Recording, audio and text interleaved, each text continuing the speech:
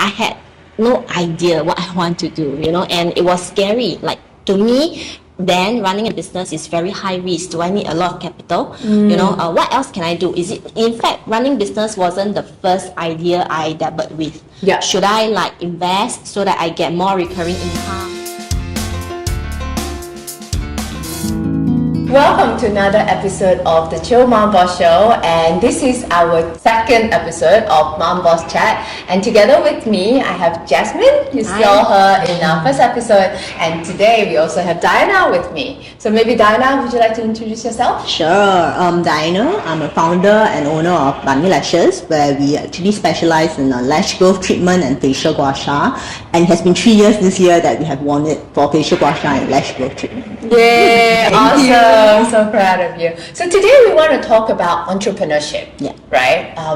Is it nurture or nature? So we want to, ask you guys, let's go back to our childhood and see how did we get here. Yeah. So maybe, starting with Jasmine, how was your childhood like, and what did you want it to be? Okay.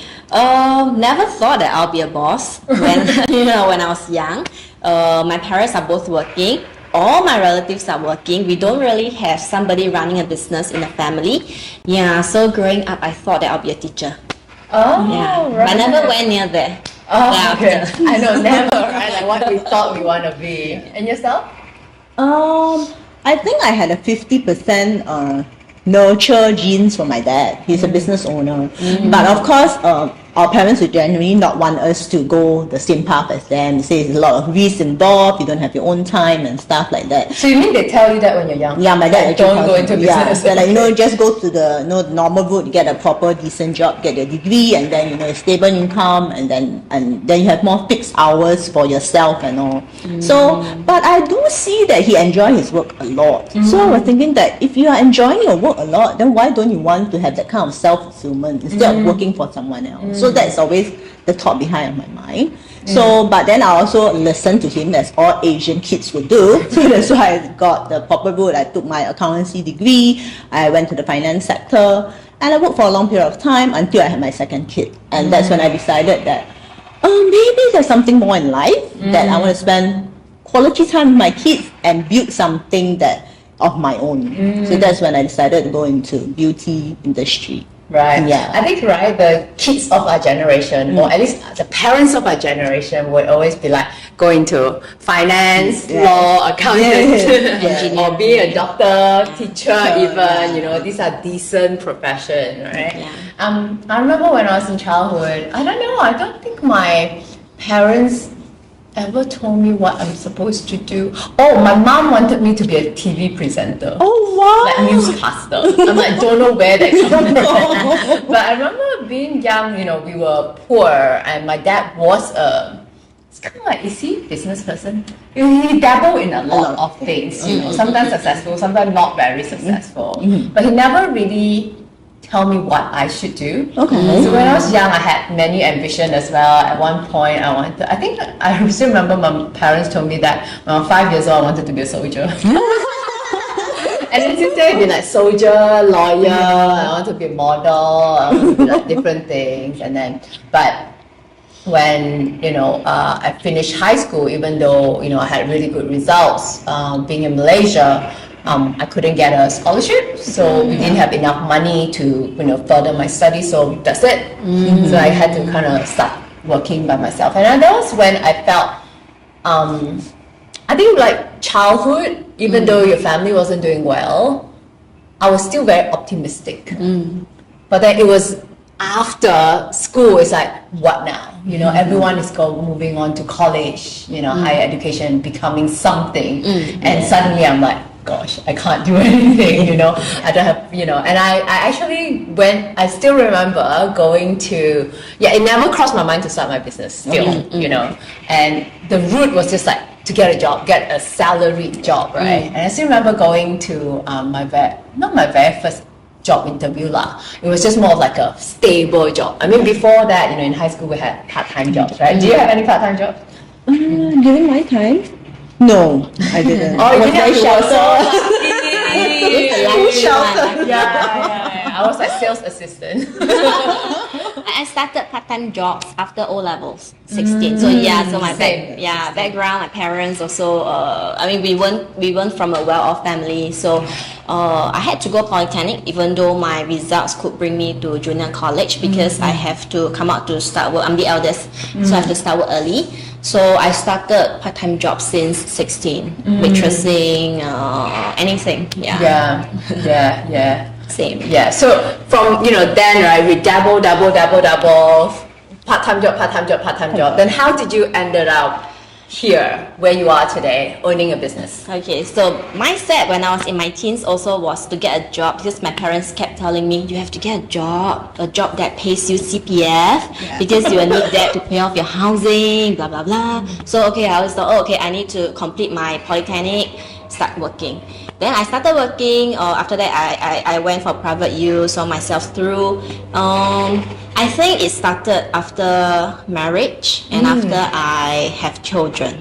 Yeah, so after I have my first son, I started thinking, wow, I work from like 7 to 7 or 8 to 7 and I hardly spend time with him. He sleeps by like 8 plus, so we only have like 1 hour a day and I spend like 12 hours with my colleagues. It doesn't make sense to me. It didn't make sense to me. So that's when I started thinking. But I had no idea what I want to do, and it was scary. Like to me, then running a business is very high risk. Do I need a lot of capital? What else can I do?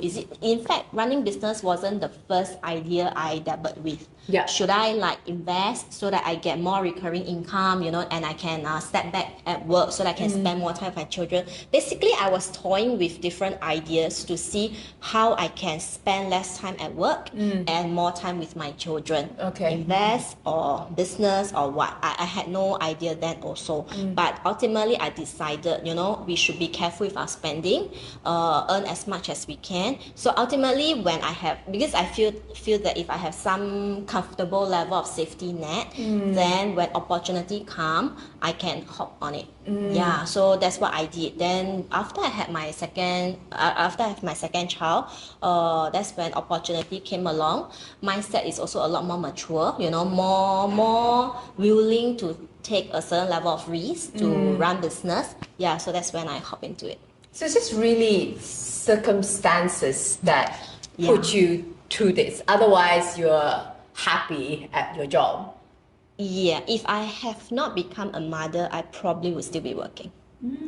For me. Interesting. How about you? When was that first seed of like, I can run a business? You did mention, right? When you're young, there's kind of like, maybe that could be an option. Yeah. But then you went to your accountant route, and then what snapped? I think it's the same as well for me because when Also I had motherhood changes me. I think motherhood changed a lot of women.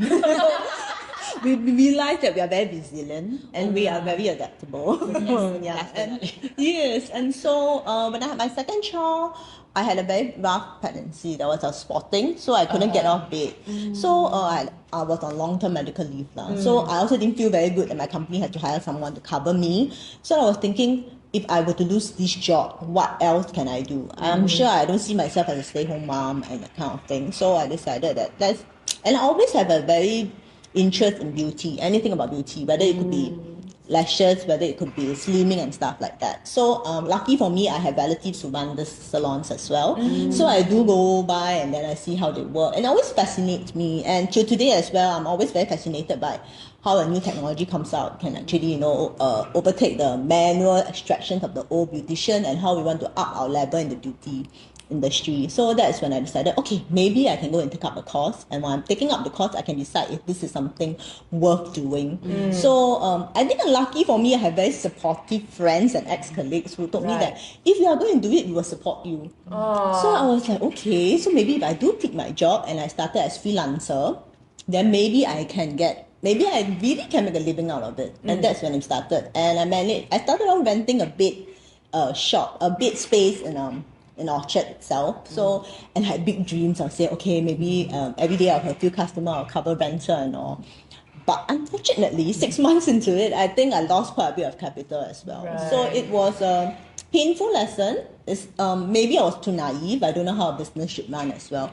But it was also this lesson that teach me that there are certain overheads that you should take in consideration first before setting it up. But I think it actually encourages me to even try even more. But know your limitation, know your risk, and yeah. So when you first jumped into it, did you go to your dad to ask for advice? No, because by then when I wanted to be an entrepreneur, he passed away about 5 years I'm before. sorry. that. Right. So there wasn't anyone that you could go to for sort of like, hey, what should I know before I jump into this? Yes. You just kind of like 2 feet jump in Yes. and see how whether I float or not, right? Yes. Yeah, same, likewise. Yes. So for me, it was like, I think the first seed that came to me that when I first wanted to start a business was when I was in Sydney. And I was still working for other people, just because I was modeling first, from 17 until 24, I decided that I don't want to be a model forever and have no other relevant job experience. I always know that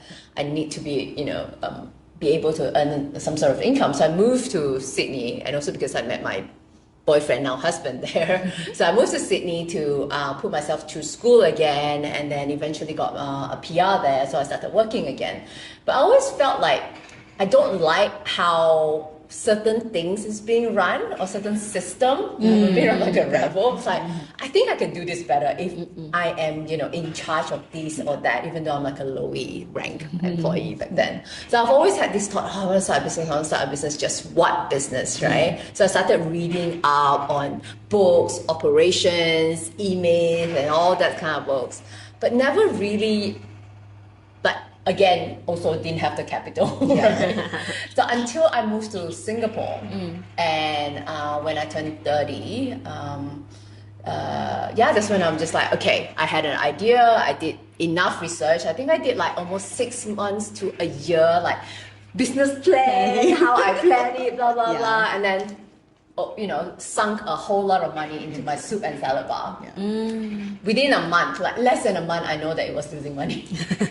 Because you can calculate the rent plus your manpower, and then the sales just can't pick up, right?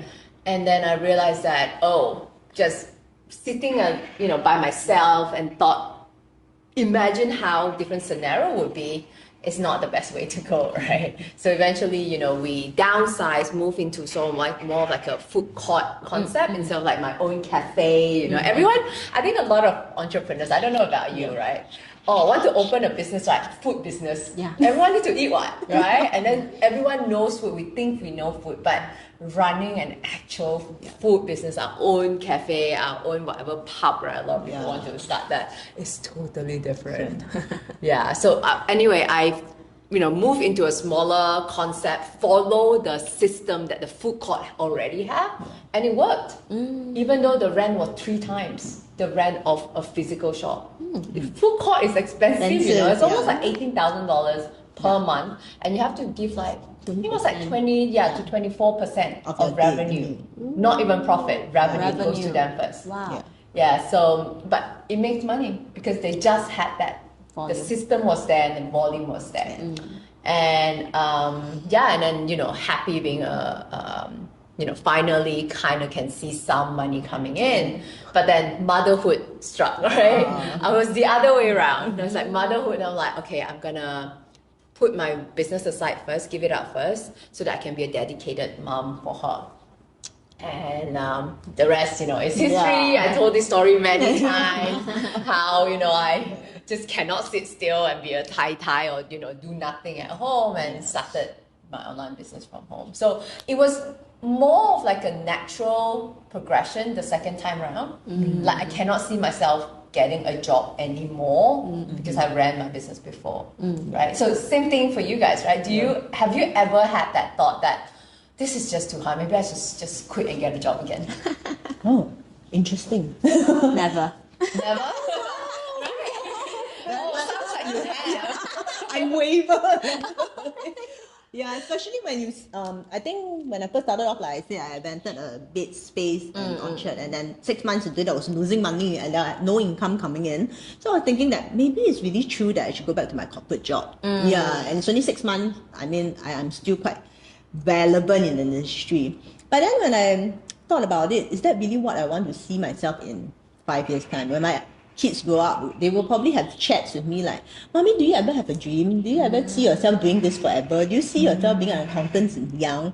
And that's where I told myself, I think I should shoulder on and probably try for another 3 years and see how it goes. And then, so this time I was smarter. So I decided that I will still have a bed and mortar place, but I will only like not have a fixed rental or just work out a deal with the owner. That means I will say that for every treatment I have, you can actually tap 30% of it. Like how the food court actually are. So for whatever my service fee is, you can tap on 30% or 40%. So there's upside for him as well, right? At least the space is being justified as well. So that was a good 2 years when I built up my customer base from there. And from there, I came to where I am located now at Kitchener Complex with the regulars I have. So I think this time I'm wiser. I know what works, what don't work, what the customer dynamic that I'm actually looking for as well. So when we first started, I just want anybody that walks in, I can do something for them. But you realize that not every customer is your customer. Yeah. So you got to really know your unique selling point. Yeah. So do you think like, working out that rent system takes some stress off you and that's why it worked? Or, what comes first? Okay, at that point in time, the rental thing definitely took the stress off me. It's like I want to still continue doing what I love, but not be very disheartened by, I'm not able to cover my rental. If I cover my rental, I can't pay myself, which it doesn't make sense. When you run a business, you want to make money. That's the basis of every business. So, and it's also, and I wanted to do that because I really needed to build up a customer base before I know whether this is something that I can do in the long term. So with that, I think somehow, let's say luck, that we're saying that at the point in time, luck comes in and then you meet the right people and with referral, and that's how you build up your customer base. But I think luck is only justifiable when you have been practicing and honing your skills. So when luck comes in, you are ready to actually show people that definitely.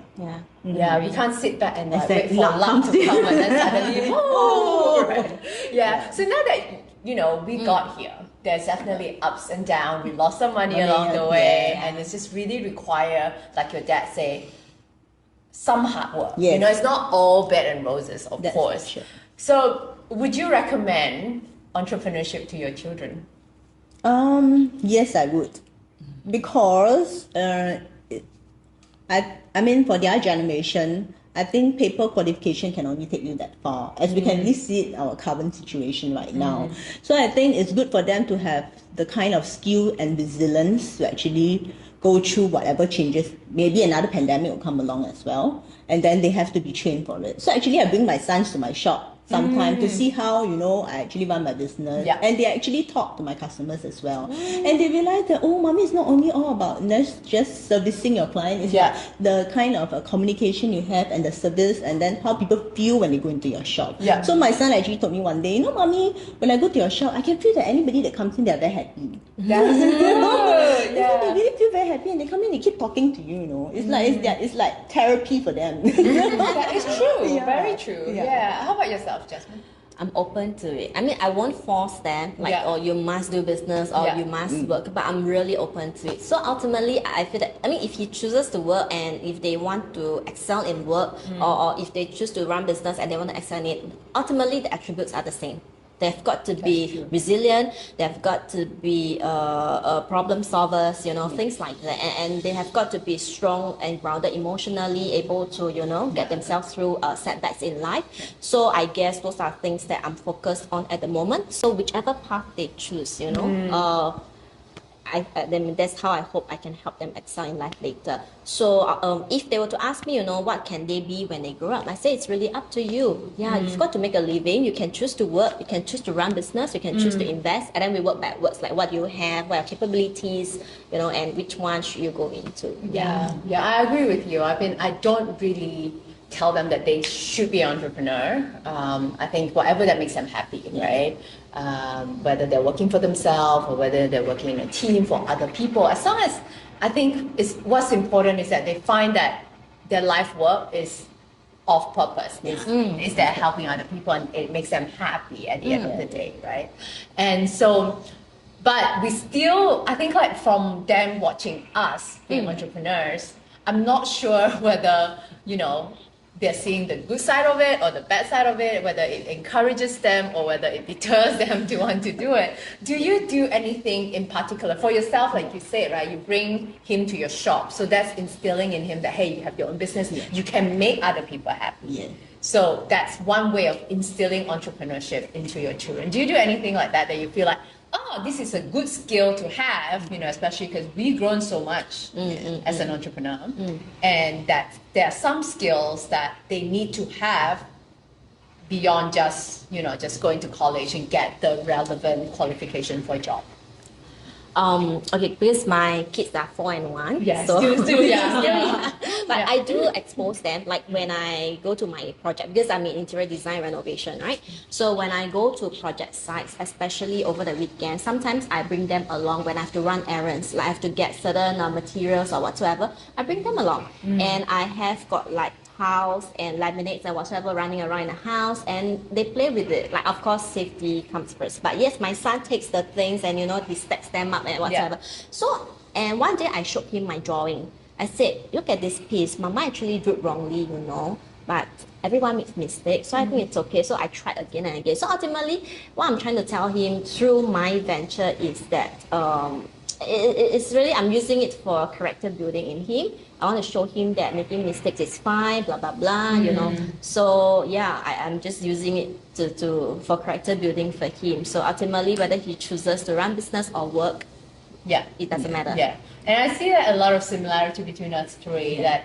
sometimes I take my kids to work. My kind of work is more like I'm on set, right? Or I'm speaking, and then they get to watch me from the stage, and that's definitely helped them feel like, going on stage is okay. Mommy does it all the time, right? And like recently, Lauren got to pick to speak as well. And so I think so for people like us, we have a business, our kids get to watch us. That's definitely an exposure, and that goes back to our topic of the day, which is nurture in a way that we don't even feel like we're nurturing, but they see what we're doing, and that's a form of nurture. And I think like a lot of parents who are non-entrepreneurs who feel like entrepreneurship could be something that the kids should know, or at least have some values or some characteristic, some Tips. traits, right? Traits traits, that they should know, that they send them to entrepreneurship camp and all that, right? So I feel like, yes, all the camp is great, but on a day-to-day basis, if you're not modeling that behavior, they don't believe it that much. I see. I think so. I think so. I mean, like, it will definitely help. It opens up their minds that, some sort of exposure. But if they don't see it day to day, it's probably not in them. I don't know. That's It's just not my thought. embedded inside them. I think the DNA is that, mommy told me I should be resilient, but then you're not resilient. Right? Mommy told me to dock my dream and start a business, but she has never started a business. It's like, I think the truth is, we have friends, right, whose parents are successful business people, and the chances of them going into running their own business is so much higher, right? Yeah. So I think that's true. all the pressure of like, I have to take after my parents' business, and then they run the other way, and I don't want, right? I think it still can, like for you and for me, right? My parents never ran business, so today I'm in business. I think it's still possible, just that if you have parents who are already business people, the exposure is there. So I actually had this thought, like, I run my own business, we have friends in finance sector, engineering sector, blah, blah, blah. And our kids have to choose their discipline when they're in university, when they're in polytechnic, and they're so young, they don't even know what the job entails, right? So I was like thinking, maybe next time we should bring our kids along, like my kids join you for a day or a week, and then your kids join me for a day or a week. At least they have some exposure as to what really goes on from 9 to 5 at our work. Life in a day of an engineer. Yeah. So at least they learn about it. I hope you enjoyed that episode. So let us know, what do you think? Entrepreneurship, is it nature or nurture? What is your thought? We hope to see you same time next week. Bye.